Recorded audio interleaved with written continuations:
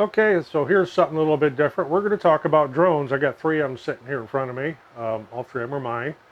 And I was going to do some drone footage of some stuff we're doing on the renovation house. Then I ran into a hitch. We're going to talk about it coming up.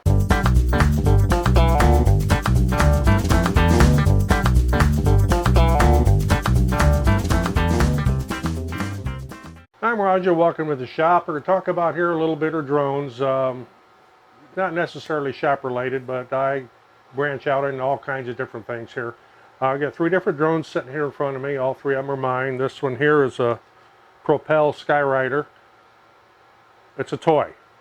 It doesn't have any GPS sensing or anything. It's a toy.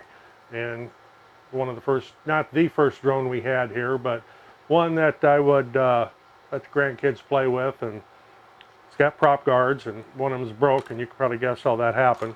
But this is, kind of something to learn on, something for the grandkids to play with. And then I decided to get myself a little bit better drone. So I got this Holy Stone.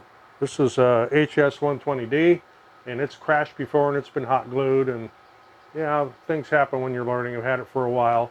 The other thing I learned was if you leave the batteries on the charger for like weeks without taking them off, they'll swell up like that and you won't be able to use them anymore. So I not only ruined one battery, I ruined two, so I had to buy two more. So a little hint, when you're charging your lithium-ion batteries like this, don't just leave them on the charger for weeks, because they'll swell up and get fat and they won't work anymore. They won't even fit in the drone. The little shop tip there. This has GPS, and it works fine. It's under 249 grams, so you don't have to register it. This one here is the Holy Stone HS 720, and yeah, 720, and it is registered. That's why there's a piece of blue tape over my information there. It's also got my name and phone number on it. Should this thing go someplace where it wasn't supposed to be and I couldn't find it and somebody else finds it, hopefully they'll be good enough to give me a call.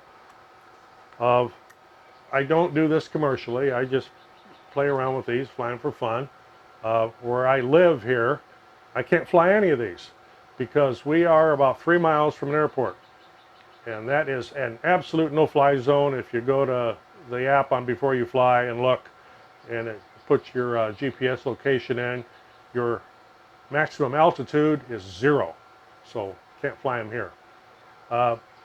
What this whole thing is about was I was talking to a friend of mine who's big into model aircraft and the type you fly, the radio controlled aircraft and helicopters, and he has drones.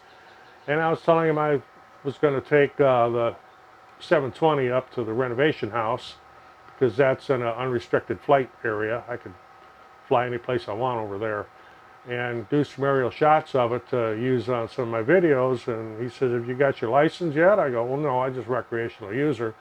He says, well, if you go up there and start taking video and put that on YouTube, FAA is going to come after you because my YouTube channel's monetized. We don't make tons of money off of it or anything, but there is a little bit of ad revenue there. But because of that, I could not use that footage without the Part 170 license. So I guess I'm going to have to do that coming up here pretty quick.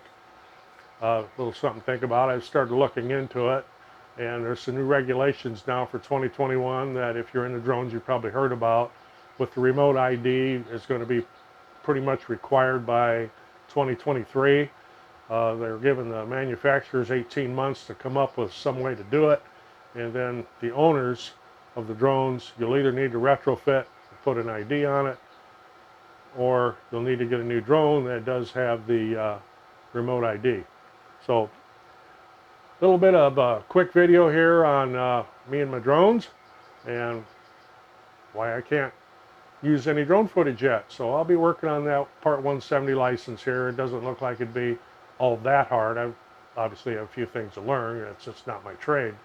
But I seem to pick these things up pretty quick, and the test center is surprisingly not at this airport, but at the airport across the river, which is much smaller. Well, whatever, that's fine. So I'll give you an update here once I get my license. It's probably going to be a while. We've got a lot of things going on. I'm extremely busy right now. But I guess I won't be shooting any drone footage for YouTube videos. And Obviously, there won't ever be any drone footage shots from here at the shop because of the no-fly zone being this close to an airport. When the grandkids were little and we were first with the little toy drones, you know, that are about this big, we were flying them around the yard. I didn't even think about it, you know, being close to the airport, but you couldn't really get them up all that high, you know, much higher than the house even. Although you still are not supposed to fly those in a no-fly zone like this. So, yeah, learned something there. So, hope you got something out of this. If you did, appreciate getting a thumbs up. Of course, always looking for subscribers.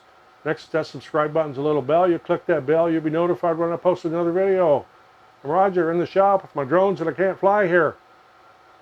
See you in the next one.